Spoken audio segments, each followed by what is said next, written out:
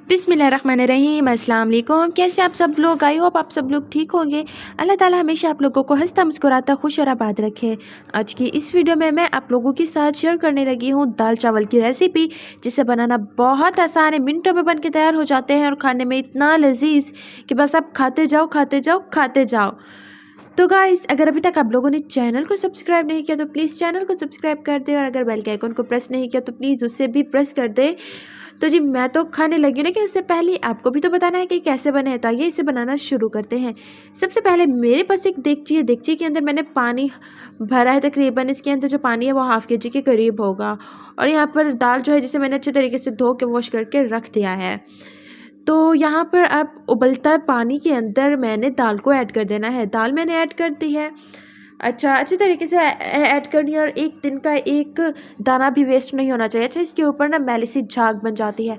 आपने इस झाग को उतार लेना है और बाद में इसके अंदर बाकी के इंग्रेडिएंट्स ऐड करने हैं। तो देखिए कि इसकी जो मैली झाग थी वो बनना बंद हो चुकी है, लेकिन मैं इसकी झाग भी उतार दूँगी।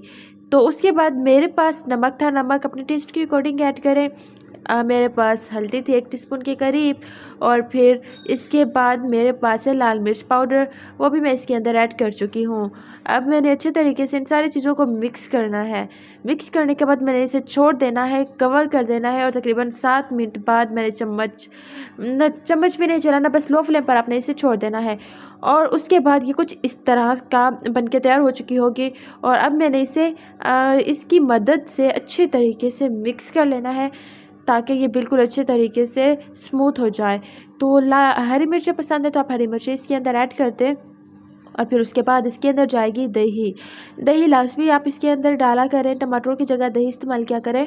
टमाटर वैसे डलते भी नहीं हैं। हाँ, दही की जगह अगर आपके पास लस्सी है तो आप लस्सी का भी इस्तेमाल कर सकते हैं। टेस्ट भी बहुत मज़े का आता है और इजी भी बन जाती है। तो अब यहाँ पर दूसरी तरफ चावलों को मैंने अच्छे तरीके से धो दिया है, और यहाँ पर मेरे पास प्याज है जिसे मैं फ्राई कर रही हूँ। अच्छा, मैं आपको ना तरीका बता देती हूँ। शायद वीडियो रिकॉर्ड नहीं हुई, जिसकी वजह से मुझसे बहुत बड़ी मिस्टेक हो गई।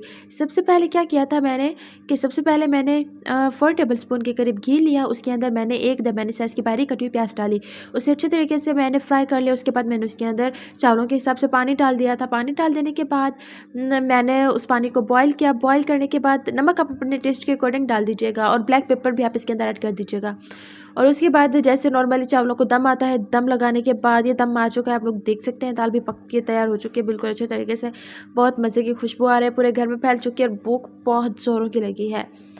तो जी, बहुत मज़ेदार और यमी चावल बन के तैयार हो चुके हैं। तो मैं इसे करने लगी हूँ डिश आउट। तो मैंने ये बाउल बना लिया है।